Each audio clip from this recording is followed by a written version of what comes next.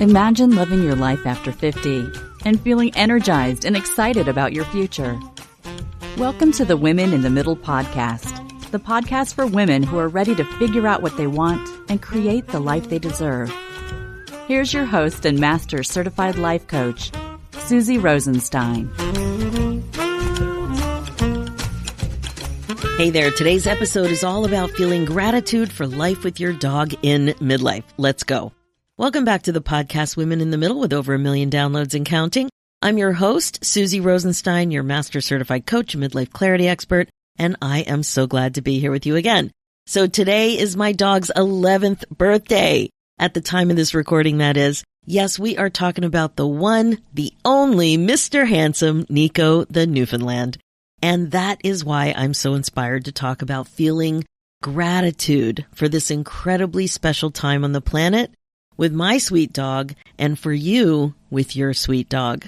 You're probably familiar with gratitude. It's about feeling thankful, being thankful for what's enjoyable, pleasant, pleasurable, and good in your life, all the things. It can be anything from the kinds of things we typically take for granted, like sunshine, warmth, having someplace to call home, having access to food, having a refrigerator, family, friends, and one I always put on this list is air conditioning. I love air conditioning. But something else that I have a tremendous amount of gratitude and appreciation for is my pets. I have gratitude for my pets, including Dee Dee, my Quaker parrot. And right now we are fortunate to live with Nico, my Landseer Newfoundland, and Dee Dee, my Quaker parent, 2 pets. And both pets bring our whole family joy. Well, Dee Dee doesn't like 2 of my kids, but Nico loves us all unconditionally. And he loves my husband the most. We just accept that. That's just the way it goes. And working at home like I do, living with pets is exceptionally lovely. But because of Nico's birthday today, and because dogs are just so dang special, I want to dedicate this episode to him. That's the other part of gratitude. You can feel the feeling, but you can also relish in the feeling, pausing and reflecting on how much you appreciate what you have. Perhaps feeling fortunate or lucky, or thankful for working hard and having the insight to create whatever it is for yourself. All those things. That's what we're talking about today. But just quick, before we have fun taking a deeper dive into this whole topic, I'm also excited to invite you to download something I made for you that's free and also fun to think about. It's your copy of Top 10 Tips to Reimagine Your Life After 50. It's super useful when you're looking for some journal prompts to start thinking about who you are, what you want, and what's really possible. If you're interested, head over to www.susierosenstein.com/10 questions, and that's the number 10. Okay, now here we go. Today's episode is all about feeling gratitude for your dog in midlife. Dogs were always a part of my life, and I can't imagine my life without sharing it with a dog. I'll tell you a little bit about what it was like for me growing up. My very first pet was a dog named Charlie. He was a chocolate poodle. I was so young, like 2 or 3 when we got him. And then we moved to an army base in Texas, I guess when I was 4, and Charlie went to Grandma and Grandpa's in New Haven, Connecticut. I only have one memory from being with him, but there are pictures, and I do love the pictures. Like I love putting it all together, but I really don't remember much from when we lived with Charlie. And I definitely remember him growing up, though, and I hear stories about him, or at least I did. And my grandma Ethel used to always get his toenails painted blue at the groomer. It was very special, and I have a clear memory of that. So as you can see, my doggy past goes way back. And when I was about 6 or 7, I got to name our new wiener dog, the dachshund. I picked the name Cindy, which was inspired by the Brady Bunch, of course. You may know, if you're a listener, how much I love the Brady Bunch. And about the same time, we got our first big dog, Mr. Jack, the St. Bernard. This experience shaped my life and made more of an impact on me than I realized for years. There's a little bit more to my personal doggy history. I hope this little romp takes you back to your own experiences way back when, too. And if cats are your thing, that's great. I totally understand, and I had my persnickety orange tabby Hundleby for 20 years myself. Much of what I'm sharing will be applicable to you as well. So back in the 70s, my family showed and bred St. Bernards. This phase was when I was probably 8 years old or so to 12, kinda. I think that was the phase. We did the dog show thing as a family. I even showed in the puppy class. I was the oldest of 5 kids, so I was old enough to show a dog.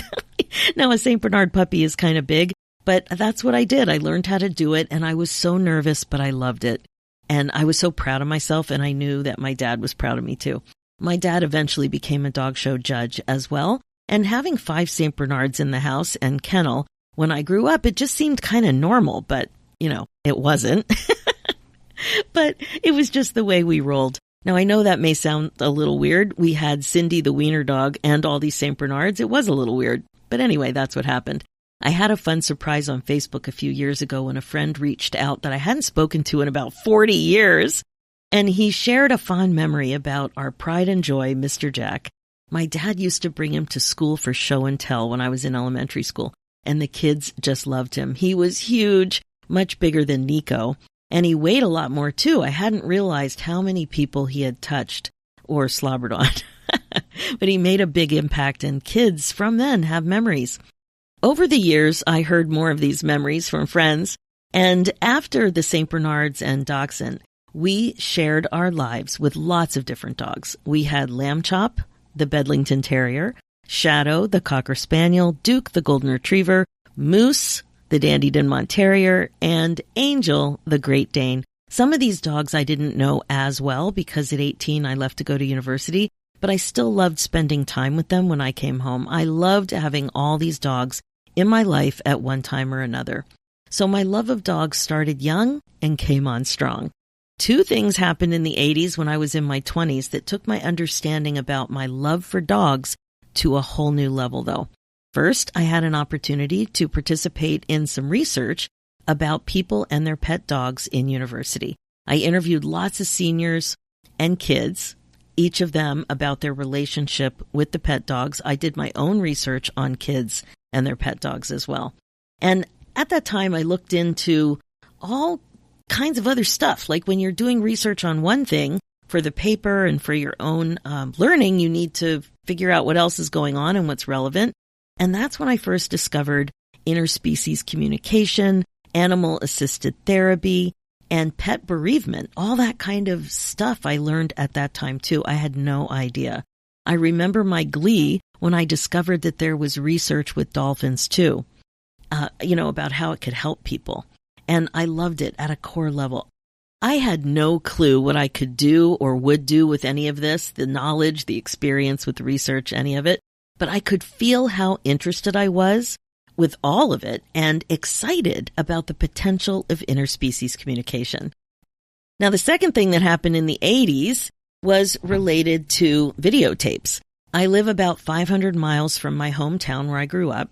My family shared somewhere around that time that they had recently gotten a bunch of old movies transferred onto videotape, and they couldn't wait for me to watch them. Now, I remember growing up looking at the pantry when you go in to get a can of soup or something, and on the very top shelf there was this box of old movies. The kind that look like the movies from cartoons.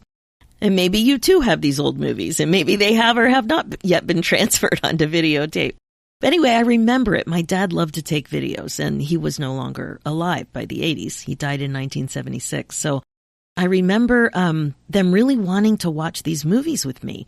And I was a little nervous.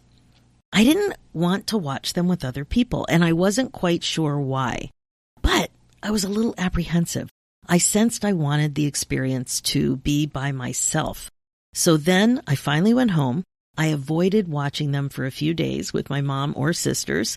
And then I came up with a plan. I waited until everyone went to bed. And then about 1 or 2 in the morning, I popped one in the VCR by myself. And I have to say, it was overwhelming.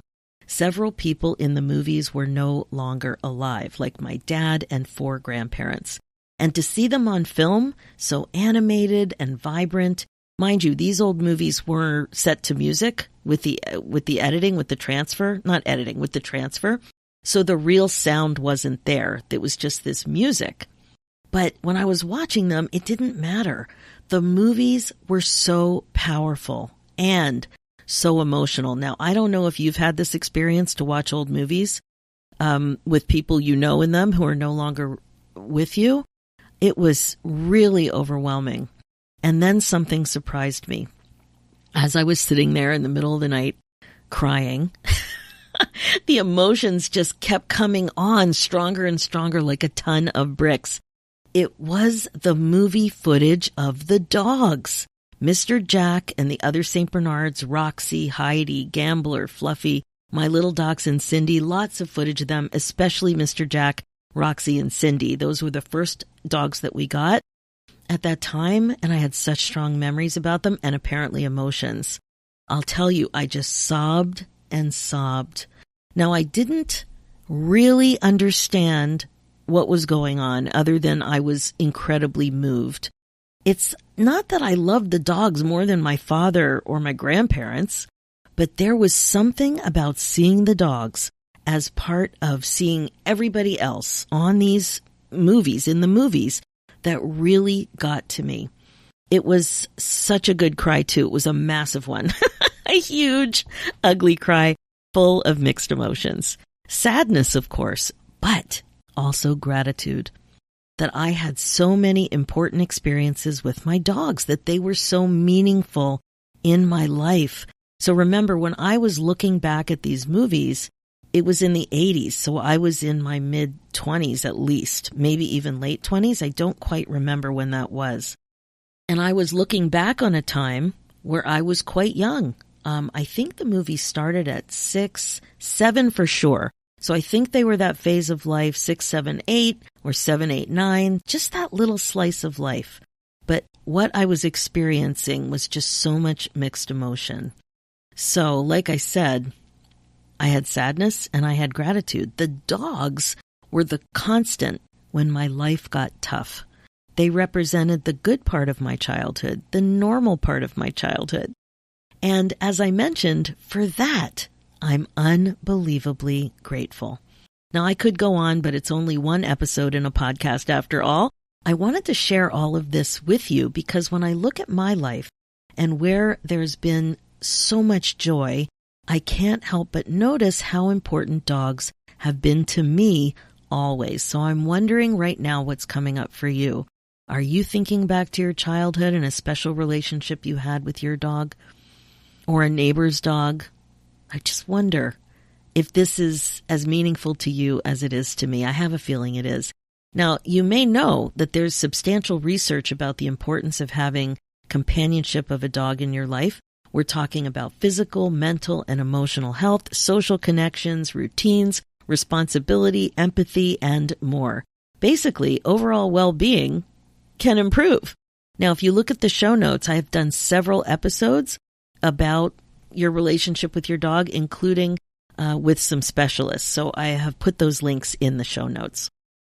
So overall well-being is a thing, and it can actually improve with a relationship with companionship of a dog. And then there's gratitude. It's one of those emotions that also has a lot of research associated with it, and it makes sense to understand it and incorporate more of it into your life. Expressing gratitude can be done with small things too, like saying thank you more, journaling about what you're grateful for, and slowing down to be more aware of opportunities to be grateful. Like for me, thinking about the air conditioner. Every time I go from like warmth to a cool home in the summer, I am so appreciative of it. Like I really am grateful for it. I think about it all the time. Thinking about and feeling more grateful can lead to positive effects in your life. So if you have life with your dog and gratitude in general, both leading to positive effects in your life and improved overall well-being, I don't know, that's pretty good. I think it's worthy of a look. So my friend, let's combine the two. In honor of my dog Nico's 11th birthday, I'd like to challenge you to do something fun that's also good for you. I'm challenging you to be more grateful for the time you spend with your dogs. And if you don't have a dog, any pet will do. Really think about this. I know you love your dog. I know you have fun with your dog. But are you grateful for the time you're spending with your dog, for sharing your life with your dog? Do you feel like the routine chores are a nuisance? Are you annoyed about going for a W in bad weather? I don't want to say the word walk too loudly. Do you ignore your dog when you come home? What came up for you is I just asked you these simple questions. I wonder what you think you're doing well when it comes to your life with a dog, and what you think the areas of improvement are in terms of your relationship with your dog. Here's a small, easy thing you can do to be more grateful for your life with your dog. Are you ready? Here it is. Be more present and less rushed with your interactions with your dog. That's it. You're probably familiar with the expression, be in the present moment, right? Well, ask yourself, what could it look like if you were more present with your dog? When you're on a walk, for example, what could that look like if you were more present? Maybe not talking on the phone or listening to a podcast. Maybe practicing some sit, stay, down commands. Perhaps stop and sit on a bench or on the curb and just pause and pet your dog. I don't know. What do you think? What ideas do you have? How could you be more present when you're spending time with your dog? So with these examples, you see that first you have to be aware that you want to be more present, and then you need to notice your urge to multitask and be busy. You might resist slowing down, and you might resist only doing one thing. So, my experience with the Midlife Gals is that when we are doing anything, we like to focus on productivity and being efficient.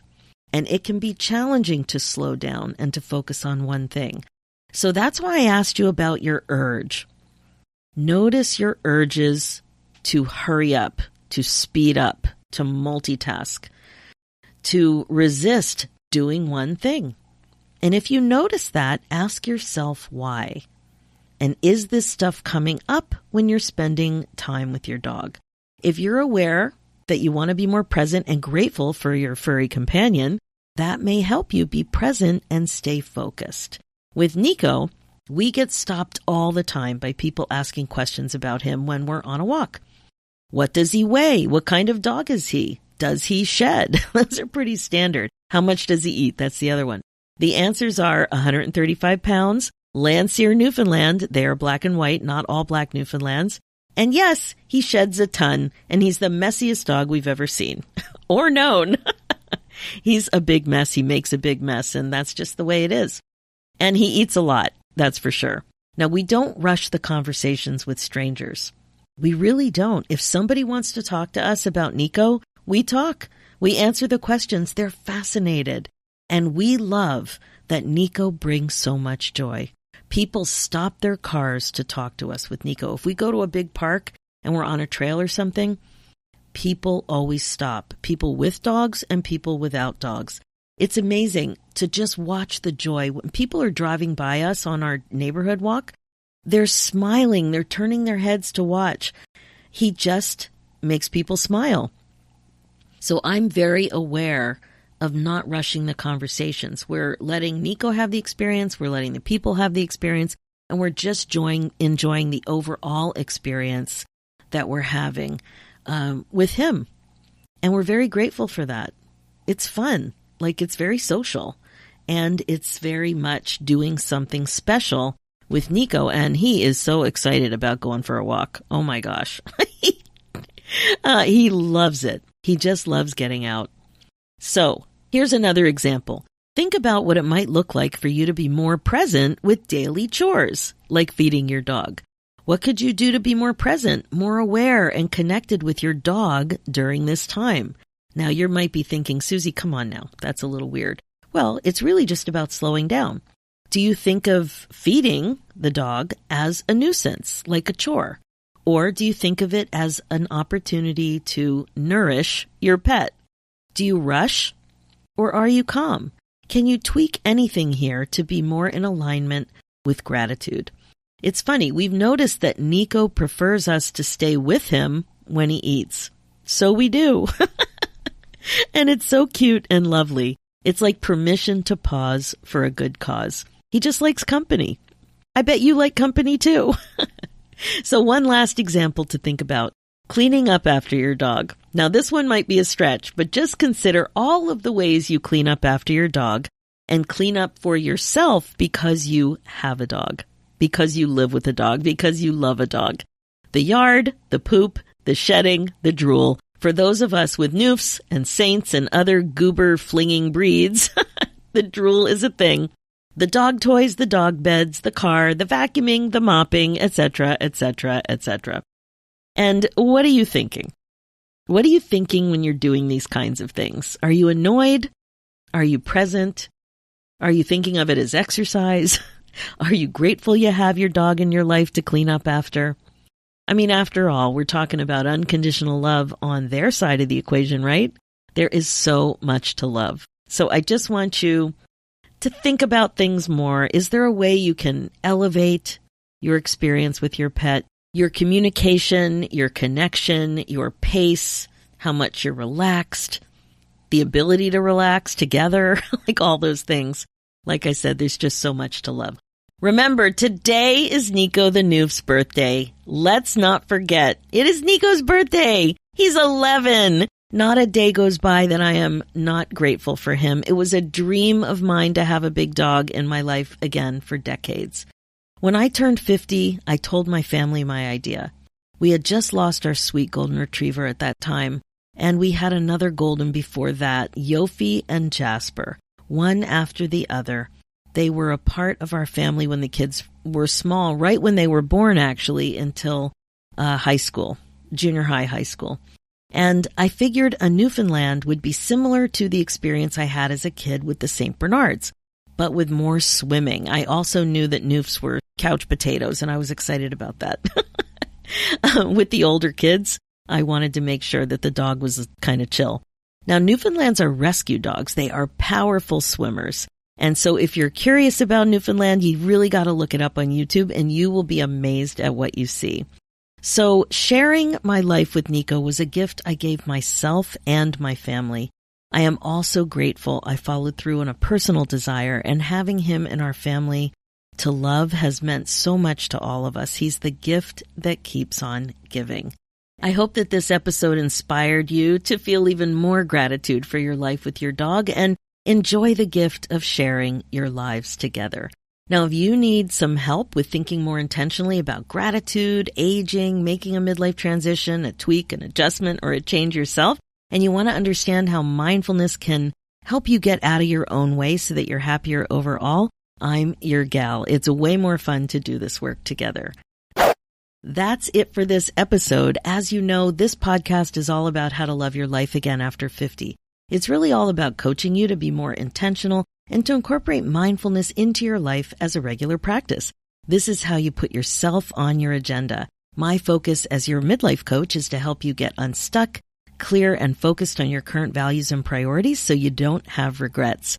I can help you create the confidence, courage, and meaning you're looking for. If you're ready to explore what coaching together might look like for you, you're invited to book your momentum call at www.womeninthemiddleacademy.com, and we will talk about it. And finally, for show notes and links, head over to www.susierosenstein.com and click the podcast tab and look for episode 376. You'll also see links there for my new show, Women in the Middle Entrepreneurs. Thanks so much for listening. It's time for you to put yourself first, one thought at a time. I'm Susie Rosenstein, and I'll talk to you next week.